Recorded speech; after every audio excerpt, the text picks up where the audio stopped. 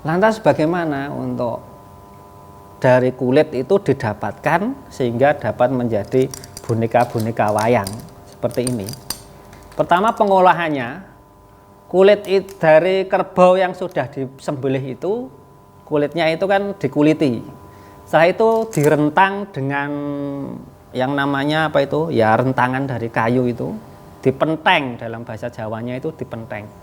Itu diangin-anginkan, jadi jangan sampai terkena sinar matahari.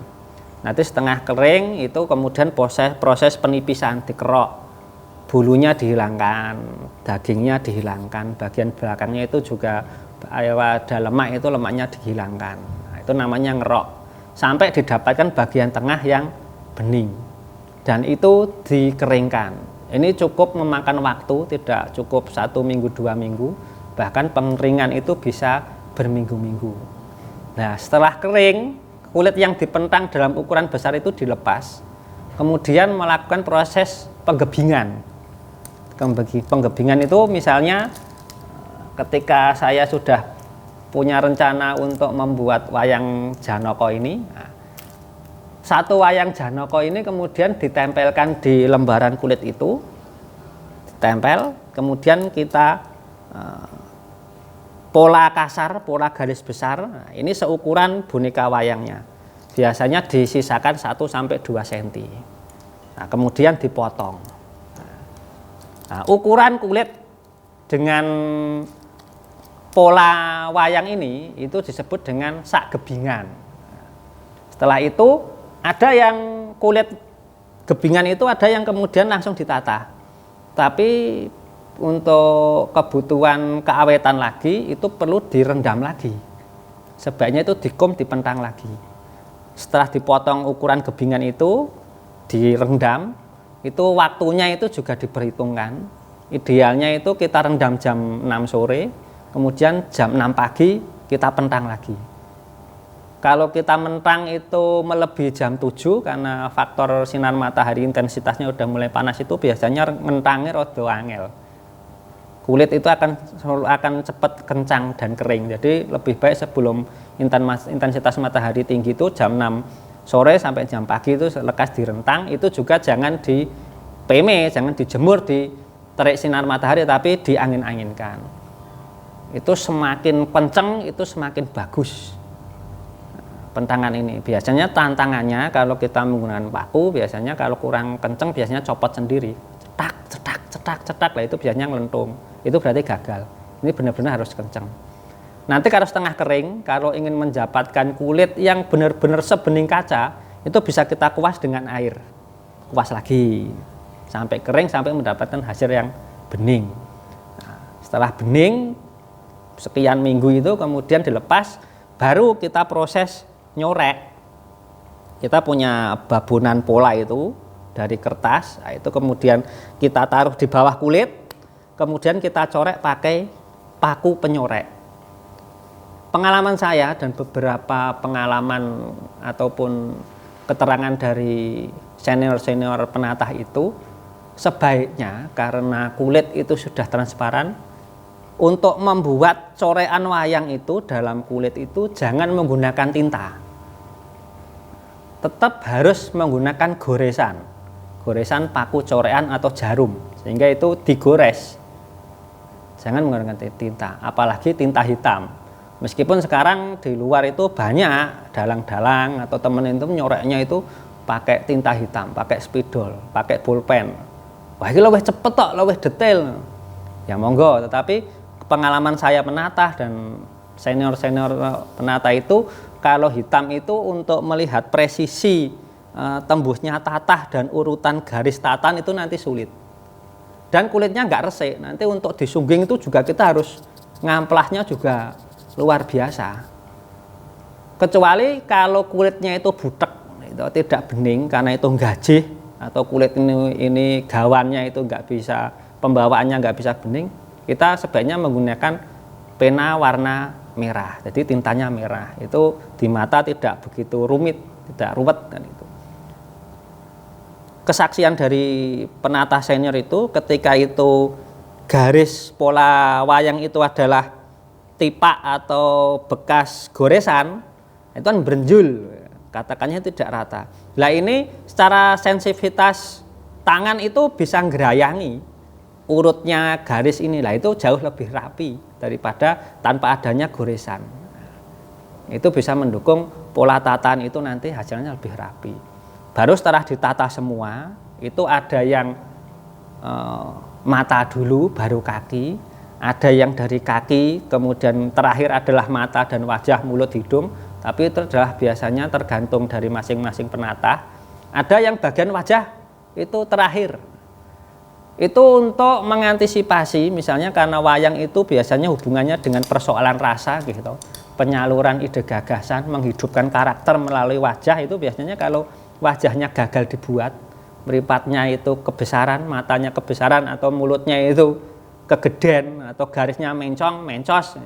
Itu biasanya terus kulitnya mubadir kalau penatahnya atau pembuatnya itu ingin perfect. Tapi kalau ditatah dari bawah dulu ke atas, ketika wajah itu bagian akhir, kalau matanya kebesaran atau enggak pas kan, ya itu sudah tetap jadi wayang. Tapi itu tidak menjadi aturan yang pasti, karena biasanya dalang sendiri itu wondo itu penataan bagian wajah itu biasanya hubungannya dengan mood. Ketika dalam jam sekian kok kira-kira srek untuk natah wondo, itu biasanya langsung dilakukan dan itu biasanya tidak boleh diganggu. Baru nanti menyelesaikan semua bagian pahatan-pahatan. Nah, setelah dipahat itu ada finishing pahatan itu dengan delingi, yaitu menghaluskan bagian tepian-tepian kulit yang ada di sini. Nah, ini supaya tidak tajam dan tidak bergelombang atau berenjul. Ini perlu didelingi. Itu ada yang namanya pahat delingan, itu seperti wali miring kecil, lah itu disesetkan di sini tipis-tipis, itu namanya didelingi. Baru setelah itu diamplas, diratakan. Nanti kalau yang paling ekstrim ya kita pakai gerinda, itu cepat ser. Tapi dulu sebelum ada gerinda masih terbatas amplas supaya kulitnya itu tipak belakang ini tidak bergelombang, itu digendul. Gendul itu bahasa Jawa dari botol. Jadi kita cari botol itu yang besar kecilnya sama, misalnya botol sirup atau botol kecap itu, nah itu kita gendul, kita gosokkan di situ supaya bagian belakangnya, tatan bagian belakang itu rata.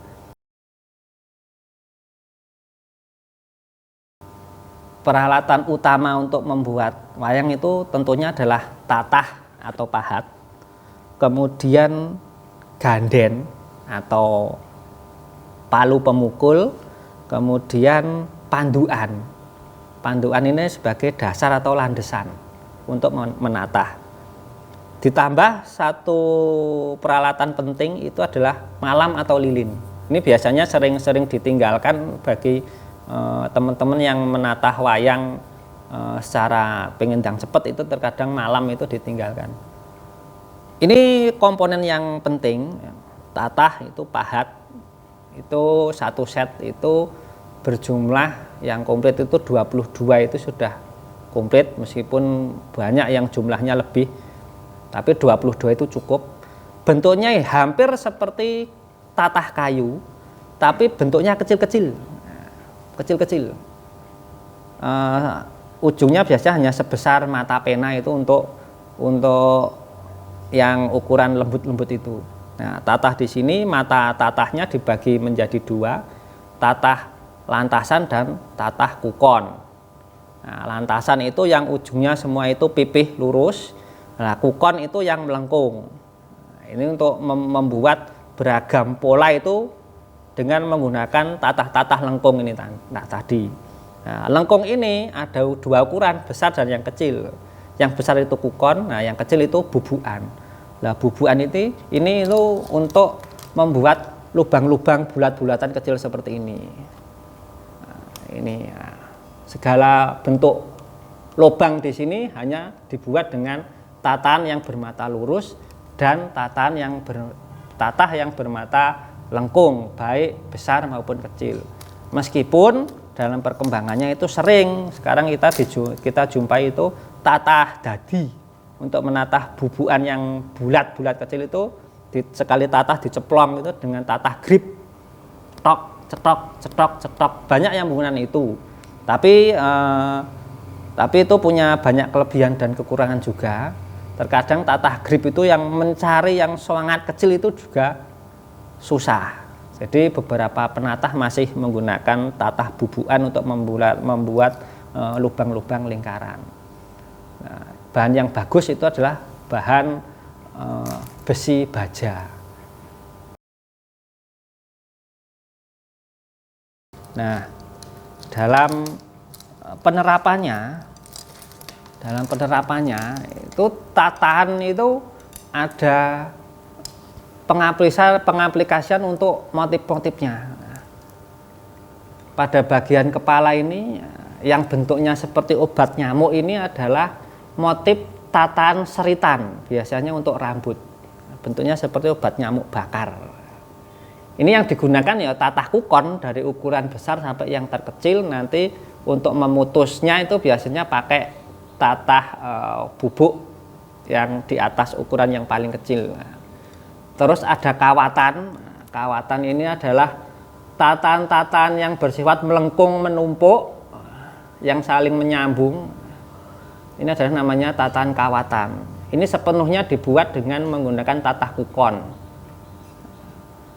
Terus ada mas-masan. Mas-masan adalah garis-garis luar dari setiap atribut yang terbuat dari logam, karena wayang itu representasi dari kebudayaan masa lalu. Di sana punya perhiasan lah, perhiasan yang terbuat dari logam itu garis-garis tepinya itu menggunakan motif mas-masan. Mas-masan itu motifnya seperti apa? Seperti kecambah, kalau jenengan tahu. Kecambah yang saling berhubungan. Kecambah melumah, kecambah mengkurep, kemudian dihubungkan dengan ini apa itu seperti koma di sini atau bubuk miring namanya. Ini adalah tatahan mas-masan. Ada juga lantasan atau teratasan, itu adalah tatahan itu yang motifnya cuma lurus-lurus semua. Di sini kebetulan yang teratasannya yang ada di sini yang lurus seperti namanya teratasan atau lantasan. Nanti kalau bentuk-bentuk lurus teratasan atau lantasan itu ukurannya itu 3 mili dengan sambung menyambung, itu namanya untu walang. Ada lagi tatahan patran. Ini adalah tatahan-tatahan motif-motif daun, sulur-suluran atau lunglungan. Ini adalah yang biasanya digunakan untuk bagian perobo. Motif-motif itu semuanya dibentuk atau dipahat dengan 2 jenis mata tatah lurus lantasan dan tatah melengkung atau kukon, yang itu ukurannya itu dari yang besar sampai yang terkecil. Tahap yang tidak boleh ditinggalkan sebelum melakukan nyungging itu adalah maleni atau ngelus. Nah, maleni itu sama atau sinonim dari istilah ndelingi, yaitu menghaluskan tepian bagian tepi dari kulit yang sudah dipahat atau wayang setengah jadi yang belum disungging itu, supaya tidak tajam, supaya tidak berenjul, tidak bergelombang. Itu namanya maleni atau ndelingi. Nah, ngelus itu tadi bisa menghaluskan dengan mengamplas. Nah, sekarang yang ekstrim pakai gerindang, mor, itu udah halus.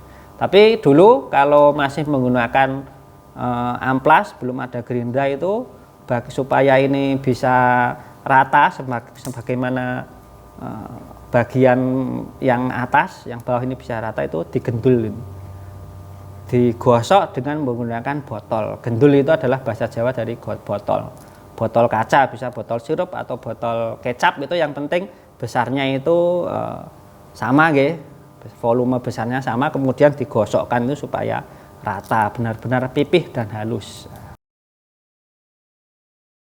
Setelah proses penataan itu selesai, itu menjadi kita dapatkan bentuk kulit beningan.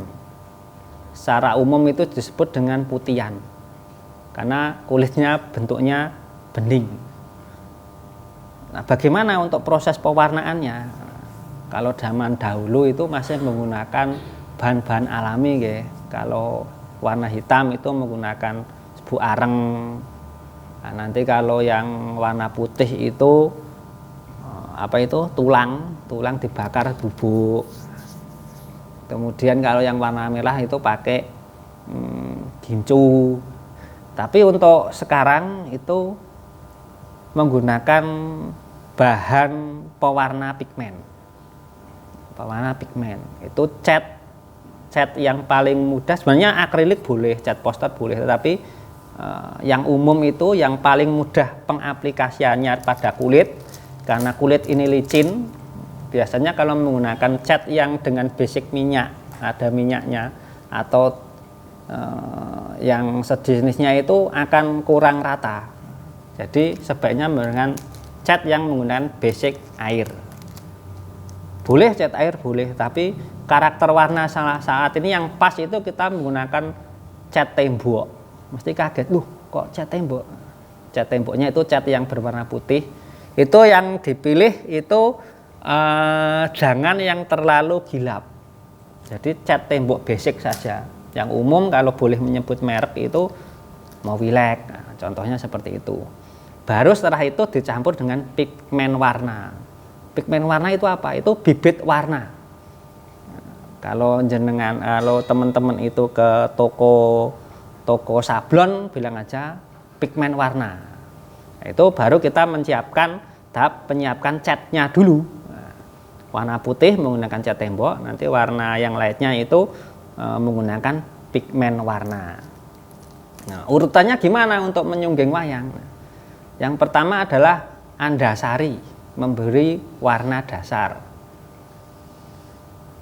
Warna yang didasarkan itu ada dua pilihan warna, bisa warna kuning atau warna putih. Kenapa warna kuning atau warna putih? Karena warna putih itu nanti ketika ditindih dengan warna-warna yang lain itu bisa menyala gitu warnanya, tidak terkontaminasi dengan warna dasarnya. Tapi kenapa ada juga yang menggunakan warna kuning? Nah, ini hubungannya nanti untuk pemberian warna emas. Karena wayang itu menggunakan dominan warna emas sebagai warna tubuh dan warna perhiasannya, maka warna kuning ini bisa jadi digunakan sebagai dasaran. Alasannya ketika dasarannya nanti kuning, kalau ini nanti prodo atau grenjeng atau akrilik itu nanti mengelupas, itu tidak blonteng atau tidak tidak terlihat noda-noda, wah ini ketok terlihat atau terlihat pecah-pecah ngelotok, itu tidak. Nah, itu menggunakan warna kuning. Nah, setelah didasari warna kuning atau warna putih, kemudian dipilih bagian-bagian rambut wayang itu diberi dasaran warna hitam. Kemudian bagian paleman seperti ini diberi warna merah. Nah, setelah dasaran itu selesai, baru proses penyunggingan, detail-detail warna tiap bagian-bagian boneka wayang. Nah, kalau secara metode klasik itu urutan menyungging itu untuk pemberian detail itu berawal dari ngenomi dulu. Jadi warna-warna muda itu dikuaskan dulu. Teori dasar menyungging itu adalah gradasi warna, atau kalau istilah pedalangan itu skadi warna. Kemudian menghindari tumbuk sorot. Tumbuk sorot itu kalau dalam seni rupa, semoga tidak salah, itu adalah kaidah nirmana gitu. Kalau warna hijau itu pasangannya dengan merah misalnya, terus seperti itu. Atau warna-warna yang kontras, warna-warna yang serasi, ya itu prinsipnya seperti itu. Karena ini degradasi skadi warna, maka secara klasik itu metodenya ngenomi dulu. Kalau kita mau memberi bagian jamang misalnya ada dua warna, warna merah dan warna hijau, maka dinomi dulu semua bagian yang menggunakan warna hijau, karena warna hijau itu ada tumpuan warna, urutan warna putih, kuning, hijau muda, hijau dan hijau tua, maka semua yang di hijau itu perlu dikasih kuning dulu. Nah, setelah kuning ditumpuk dengan warna hijau muda, itu namanya ngenomi. Demikian juga yang merah, karena merah itu urutannya gradasinya dari putih, merah muda, merah sehingga merah tua, maka semua yang perlu di merah muda itu di merah muda semua. Demikian juga dengan biru, coklat, warna jingga, itu semua seperti itu. Baru setelah itu nuwei, memberi warna-warna tua dari semua bagian-bagian yang disungging itu. Setelah semuanya selesai, baru tahap penghalusan ornamen dengan memberikan motif cawi dan geranjeman. Cawi itu seperti apa? Cawi itu adalah motif garis-garis lembut untuk memperhalus susunan warna, gradasi warna. Contoh yang paling mudah itu cawi itu ada di bagian sembulian misalnya, bagian kain. Nah, ini biasanya dicawi. Garis-garis lurus. Selain garis-garis lurus itu menggunakan motif deranjeman, itu titik-titik lembut. Nah, itu biasanya untuk perhiasan-perhiasan wayang. Nah, ini fungsinya untuk menghaluskan. Nah, setelah dicawi dan dideranjemi, baru proses ngedus. Sebelum ngedus itu ada khusus, yaitu menyelesaikan bagian wajah yang disebut dengan ngulat-ngulati. Memberi warna merah pada bibir, memberi warna pada gigi, memberi garis warna pada bagian alis, kemudian godekan ini dirias, dan garis-garis pada telinga. Termasuk nanti kalau ada wayang itu ada bulunya atau rambut-rambut pada bagian tubuh seperti tokoh Hanoman atau tokoh Werkudara itu, nah ini rambut-rambut halus ini kemudian juga dibuat itu bagian dari ngulat-ngulati. Nah, itu ngulat-ngulati itu catnya itu teknisnya khusus karena ini membutuhkan cat yang encer dan bening, itu campuran dari lem rakol itu, komposisinya itu separuh hangat, separuh dingin, separuh air hangat, separuh air dingin, kemudian dikasih tinta hitam. Nah, kemudian dibuat garis-garisnya dulu, garis-garis seperti bulu, baru ditindih dengan tinta yang kita buat itu disebut dengan mangsi banyu. Setelah proses pengulat-ulatan selesai, baru finishing yaitu didus. Kalau dulu itu pakai ancur lempeng, tapi kalau sekarang ya bisa pakai clear. Untuk penggunaan vernis sekarang karena sudah banyak pilihan cat bening, clear itu vernis itu dihindari, karena kalau vernis itu nanti kalau lembab, ketika wayang itu disimpan dalam tumpuan kotak itu biasanya akan kelet, akan lengket, dan itu sangat merusak sunggingan. Tapi untuk sekarang pilihan cat clear itu pelapis itu banyak, itu bisa dipilih. Bisa yang berbasic minyak atau yang berbasic air itu bisa.